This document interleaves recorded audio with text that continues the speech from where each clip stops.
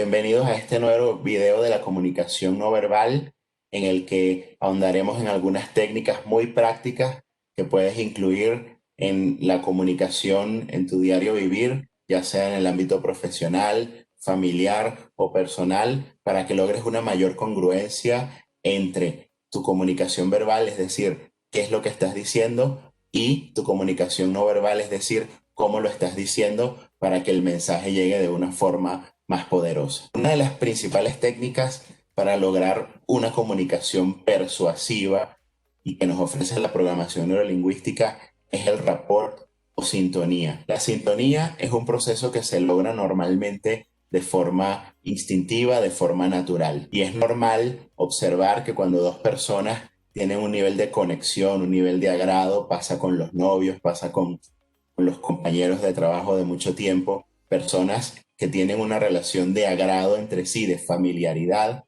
y de alta conexión, logran este nivel de rapport.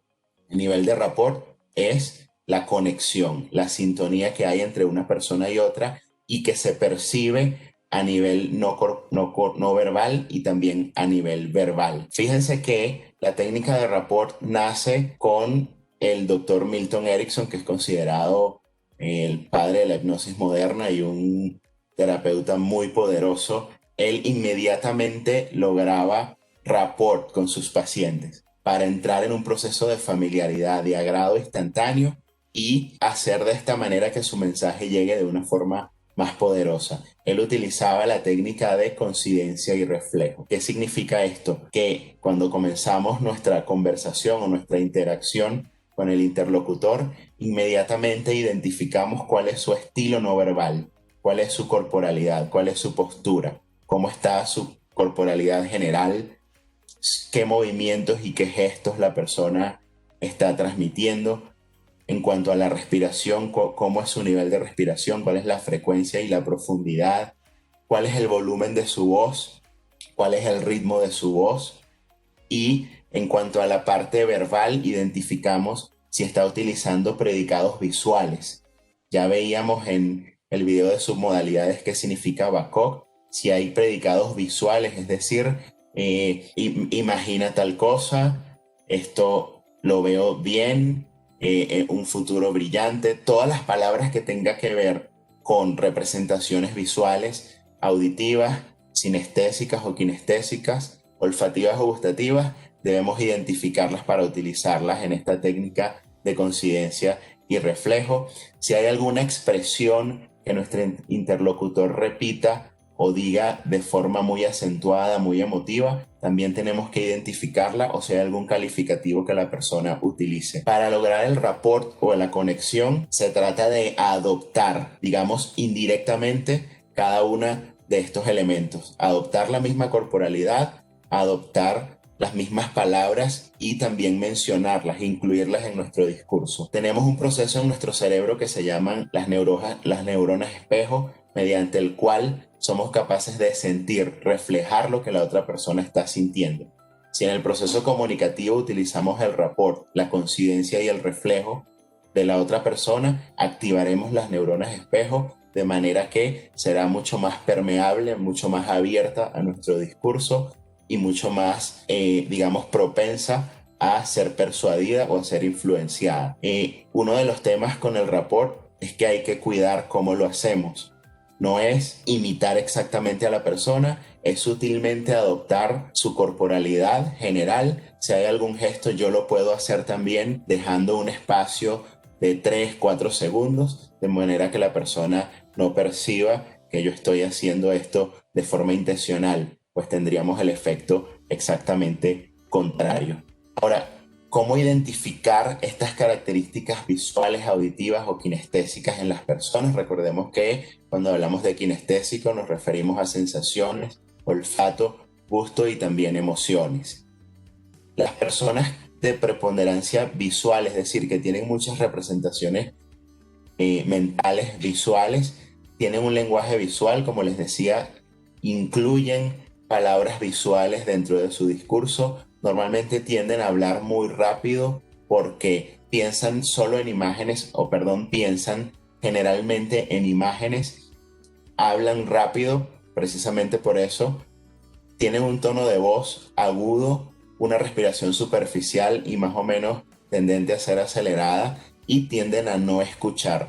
Lo que ocurre es que las representaciones mentales, que es a través de imágenes principalmente, no dejan que la persona maneje de una manera moderada las cualidades de la voz. Por otra parte están los auditivos que tienen dentro dentro de sus expresiones palabras que tienden a ser auditivas. Por ejemplo, esta idea no me suena bien, todo lo que tiene que ver con sonar, esto me hace ruido, tiene que ver con personas que son auditivas. Lo que la persona nos está diciendo es que sus representaciones mentales, la forma en que imagina, sus construcciones subjetivas tienen un componente auditivo importante y tendríamos que aprovecharlo para conectar rápidamente para lograr ese rapport con la otra persona.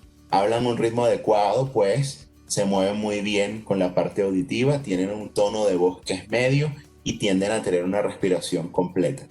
Por último tenemos a las personas que tienden a ser kinestésicas.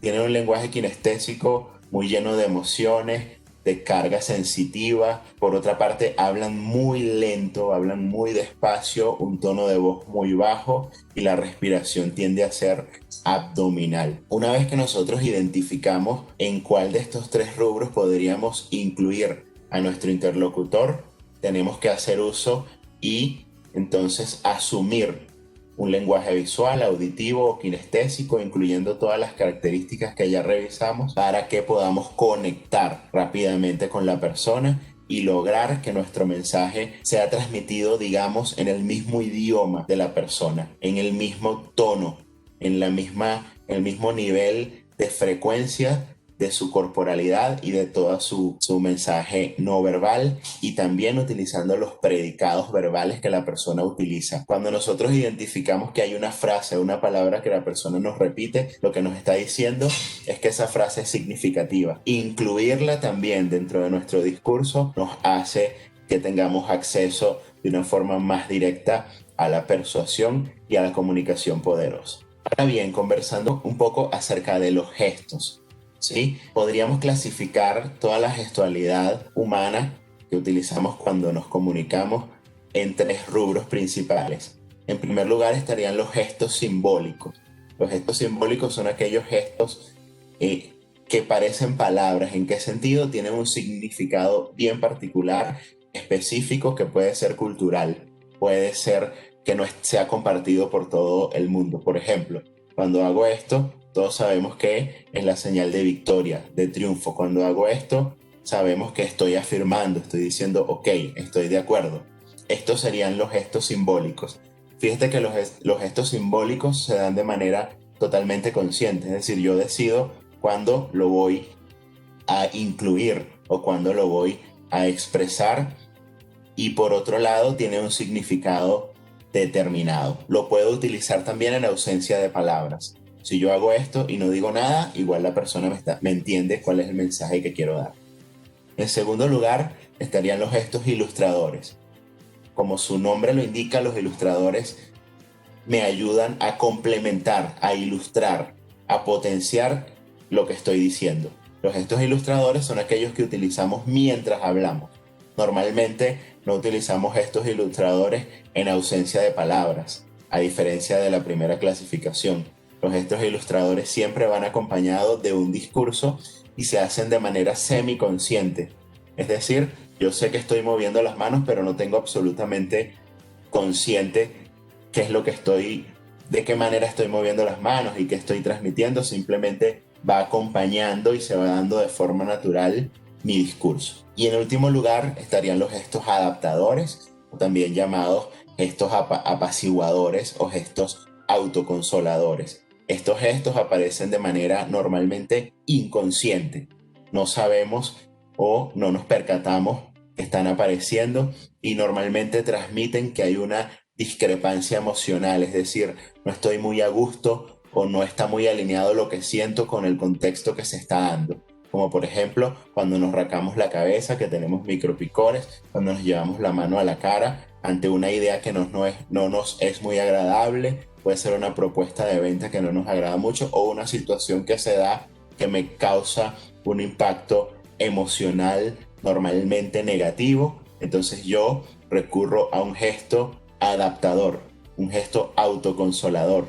Realmente hay varias teorías, incluso antropológicas, que hablan de que estos gestos aparecen para nosotros calmarnos, ¿sí? Cuando estábamos pequeños y nos acariciaban la cabeza para calmarnos, bueno, de adulto mantenemos el impulso, solamente que lo atenuamos y procedemos a un micropicor. Es una de las teorías. También, por ejemplo, los gestos de autoaseo, limpiarme, acomodarme las mangas o la ropa, son asociados a gestos adaptadores y tiene que ver un poco con la autorregulación. Debemos tener cuidado con qué estamos transmitiendo con nuestra corporalidad y tener la capacidad de ser los directores de todo nuestro proceso comunicativo, incluyendo los movimientos que hacemos con nuestra corporalidad. Es muy fácil detectar cuando hay cierto nivel de incomodidad y en una entrega anterior hablábamos de los gestos de desagrado. Pues los gestos adaptadores están incluidos dentro de los gestos de desagrado porque están demostrando que no me siento a gusto con lo que está ocurriendo en ese momento y es una señal muy importante a tener en cuenta cuando nos comunicamos.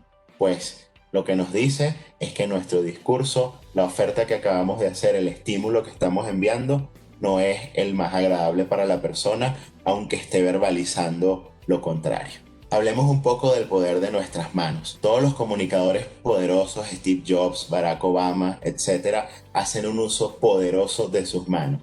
Nuestro cerebro, de hecho, involucra una gran cantidad de recursos para el uso de las manos. Las manos tienen un poder, pues, constructivo.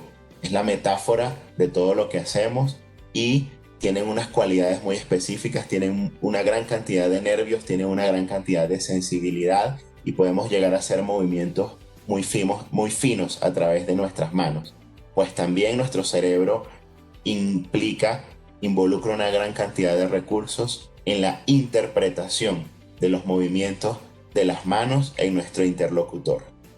Como ya les mencioné, mientras nuestra mente consciente está pendiente de qué decimos, nuestra mente inconsciente está captando de cómo lo decimos. Y ese cómo lo decimos en gran medida lo reflejamos normalmente a través del uso de nuestras manos en la comunicación.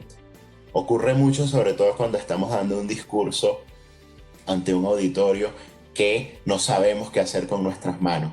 Las manos nos estorban. ¿Qué hacemos con las manos? ¿La guardamos en los bolsillos? ¿La escondemos tras la espalda? ¿Qué hacemos con las manos? ¿Sostenemos algo para ocuparlas? Pues hay dos errores principales que normalmente se observa en el uso de las manos y en primer lugar es el no uso. Es decir, yo no utilizo las manos, las guardo, las escondo y lo que estoy haciendo es que estoy anulando uno de los elementos comunicativos más poderosos con los que contamos como seres humanos. En segundo lugar, es el uso contraproducente. Y esto es cuando los gestos que hacemos con nuestras manos están contradiciendo el mensaje que pretendemos transmitir. A continuación les voy a compartir una serie de gestos y su significado que pueden desde hoy incluir en su comunicación para potenciar, para ilustrar de manera congruente el mensaje que quieren transmitir y en lo sucesivo ya sabrán exactamente qué hacer con sus manos. La recomendación es que incluyan un gesto a la vez asociado a la emoción o a la idea que estamos transmitiendo para que poco a poco vayan formando parte, digamos, de nuestro repertorio no verbal, nuestro repertorio en comunicación no verbal. En primer lugar está el gesto de palmas extendidas. Mostrar la palma de la mano envía el mensaje inconsciente a la otra persona de honestidad, de sinceridad. Es la metáfora de que no tengo nada que ocultar. Los comunicadores lo usan mucho los políticos, gestos abiertos con palmas de las manos extendidas. El mensaje que estamos implantando en la mente de las personas es que somos personas honestas. Entonces, incluir en nuestra comunicación el gesto de palmas extendidas en sus distintas variables puede utilizarse de adentro hacia afuera, como quien toma algo y lo entrega a la otra persona, pues esa es exactamente la idea que la mente de la persona está captando en ese momento. Otro gesto poderoso es el denominado la palma en reversa. Cuando yo estoy hablando y eventualmente llevo la mano hacia mi corazón, estoy transmitiéndole cercanía emocional y la otra persona también lo percibe positivamente, lo percibe como que estamos conversando desde el corazón. Recuerden que somos seres emocionales, somos seres límbicos y interpretamos permanentemente cuál es la carga emocional que la otra persona nos está transmitiendo más allá de sus palabras, y en función de eso tomamos posición, tomamos decisiones o nos mostramos más abiertos o simplemente nos cerramos al proceso comunicativo. Una de las formas poderosas para transmitir una comunicación positiva, una emocionalidad agradable a la persona con la que estamos conversando y hacerlo de manera indirecta es el uso de la palma en reversa cuando transmitimos nuestras ideas. Estos son denominados los gestos batuta porque literalmente están dirigiendo la corporalidad en el discurso y mandando mensajes indirectos a la mente inconsciente, en donde finalmente todo ocurre, las decisiones, la apertura, la emocionalidad, la interpretación que hagamos de la otra persona, qué impresión nos deja, tiene mucho que ver con el uso de la gestualidad y la forma en que la estamos incluyendo, que la estamos alineando con nuestro lenguaje verbal. El tercer gesto que tengo para compartirles es la palma lateral. La palma lateral consiste básicamente en simular el saludo. Cuando yo saludo y doy la mano, hago esto, pues cuando estemos conversando, dando un discurso, vale la pena incluir la palma lateral, y eso en la mente de la persona también le da una sensación de apertura y de confianza, pues la otra persona nos está ofreciendo inconscientemente su mano. Hay dos variables, podemos hacerlo con una mano o con dos manos mientras conversamos. Otro tip importante a la hora de incluir los gestos batutas en nuestra comunicación es el hecho de no parecer exagerados. No tenemos que hacer estos marcajes de una manera muy acentuada, muy exagerada, y es lo que ocurre con algunos políticos, y eso se nota inconscientemente. La persona termina pues dejándote como cierta incongruencia porque tú notas que el tema está sobreactuado. No hace falta que hagamos demasiado énfasis con hacer un simple marcaje, ya la mente del interlocutor lo captó. Recuerden que la capacidad inconsciente es muy poderosa. Aproximadamente el 95% de nuestros recursos mentales están disponibles para nuestra mente inconsciente, así que no es necesario que hagamos demasiado énfasis en los gestos. Con hacerlo una sola vez, un solo marcaje rápido, ya estamos transmitiendo el mensaje apropiado. Otro gesto clave que se utiliza sobre todo en temas de negociación, cuando estamos transmitiendo trabajo en equipo, colaboración, es el entrelace. Este gesto no es lo mismo que yo diga necesito que trabajemos en conjunto para lograr esta meta, a que yo diga necesito que trabajemos conjuntamente para lograr esta meta. Estamos enviando un mensaje directo a la mente inconsciente, precisamente de inclusión, de trabajo en equipo. El quinto gesto que podemos utilizar con nuestras manos cuando conversamos es el gesto de la pinza. El gesto de la pinza se utiliza cuando estamos transmitiendo un dato muy específico, un dato en el que queramos que la persona preste especial atención, como cuando hablamos de las condiciones del contrato. Cuando hacemos el gesto de pinza, hacemos que la persona enfoque inmediatamente su atención en ese momento. Y si lo acompañamos con una variación en el volumen de nuestra voz y en el ritmo de nuestra voz, pues lograremos que la persona preste la atención que nosotros requerimos en ese punto específico y quede grabado de una manera especial en su memoria. El gesto número 6 que les comparto se llama la garra invertida y consiste en este gesto. Cuando yo quiero transmitir que he estado haciendo un esfuerzo importante en este proyecto, yo utilizo la garra invertida. Lo que implica es que estoy demostrando que me estoy esforzando, que he estado invirtiendo tiempo, invirtiendo esfuerzo y recursos en el tema que estoy hablando. Entonces la garra invertida le transmite a la otra persona la sensación de que estoy dando todo lo que está al alcance de mis manos para conseguir eso de lo que estamos hablando. En número 7, en la posición número 7 tenemos a los puños cerrados.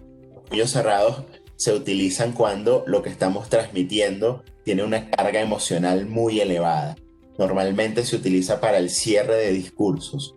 Cuando estamos ya en el clímax de la parte emocional, entonces nosotros mencionamos ese tema del que estamos hablando y hacemos rápidamente el gesto de puños cerrados para enviar esa potencia, esa carga emocional elevada, intensa al interlocutor y que lo perciba de esa misma manera. Y luego hay un gesto que se recomienda cuando se habla de liderazgo, cuando estamos conversando acerca de un tema en el que somos expertos. Normalmente utilizamos de forma inconsciente el gesto del campanario, que es este que está acá, el que ven allí, que está haciendo en esta oportunidad Donald Trump. Las personas que conocen acerca de un tema, que son expertos, que son autoridad en la materia, normalmente utilizan el gesto de campanario. Entonces se recomienda incluir este gesto dentro de ese repertorio de gestos que debemos tener. Y acá es importante, una vez más, no exagerar. Entonces vemos personas que siguen hablando y siguen hablando con el gesto campanario instalado, incluso tapan el rostro con el gesto campanario. No es la idea. La idea es simplemente proyectarlo por unos segundos y ya enviamos el mensaje de seguridad y de autoridad, de conocimiento en lo que estamos hablando. Cuando queramos reflejar precisamente eso, utilicemos el gesto de campanario. Tiene algunas variantes. Una de ellas es con las puntas de los dedos hacia arriba. Puede ser un poco incluso prepotente o exagerado. Yo recomiendo hacerlo con las puntas de los dedos hacia adelante. Y recuerden, solamente marcarlo por un momento será suficiente para transmitir este mensaje de seriedad y de pericia, de dominio de lo que estamos conversando. Y el último gesto que le voy a compartir el día de hoy se llama el modo corte o modo chop en inglés, y significa en este movimiento como de cuchillo, ¿sí? Precisamente con la palma de la mano hago el movimiento hacia abajo y lo podemos utilizar para indirectamente enfatizar un punto que para nosotros no sea negociable. Por ejemplo, necesito que el contrato esté listo para mañana a las 9 de la mañana. Podemos incluir el modo corte. Yo necesito que el contrato esté listo para mañana a las 9 de la mañana. Cuando hago este pequeño gesto de corte, que puede ser con una mano o dos manos, estoy mandando el mensaje indirectamente al inconsciente de la persona de que no hay negociación, de que es súper importante que esto ocurra y que no estoy dispuesto a ceder, sin emitir una palabra. Los gestos batuta son, como ven, de gran importancia para potenciar, para ilustrar poderosamente el mensaje que estamos enviando a través de nuestras palabras. La invitación es a que los incluyan progresivamente dentro de su discurso y muy pronto se darán cuenta que ya se da de forma natural. Por último, el día de hoy vamos a conversar sobre las posturas de poder. Hay un estudio que hizo la psicóloga Amy Cuddy en Estados Unidos, en la Universidad de Harvard, que sostiene o evidencia que hay una relación entre corporalidad y estado interno, como ya lo hemos venido mencionando. Pues cuando adoptamos o asumimos una corporalidad asociada a agrado, a seguridad, a apertura, a dominación, cuando parecemos dominantes, pues hay un efecto hormonal internamente, hay un incremento en los niveles de testosterona que nos hacen a su vez sentirnos también de esa manera. Por el contrario, cuando estamos cabizbajos, cuando estamos tristes, nuestra corporalidad refleja tristeza o refleja inseguridad. También hay una carga hormonal interna que busca la congruencia con eso que estamos expresando.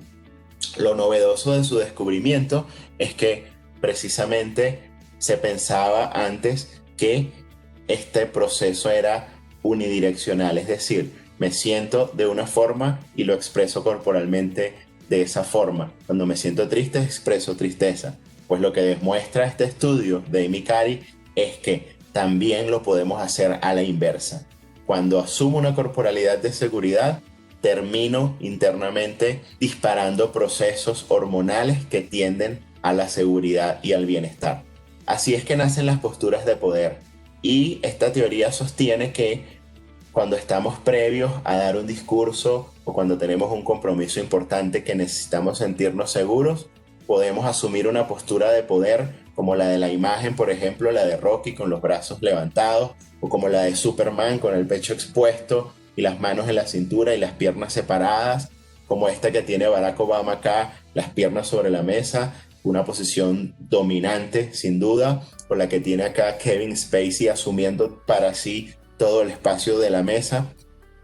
Y al hacerlo por unos minutos, 2, 3 minutos, estamos enviando el mensaje a nuestro organismo de que somos seres seguros y dominantes y se incrementarán los niveles hormonales, en este caso de testosterona, que nos ayudan a manejar el estrés. La recomendación es que usemos las posturas de poder 2, 3 minutos antes del evento, nos separamos, obviamente, asumimos posturas poderosas por unos momentos y terminaremos ayudando a estimular ese estado poderoso y terminaremos transmitiendo también a los demás ese estado lleno de seguridad y de poder. Estas son las posturas de poder.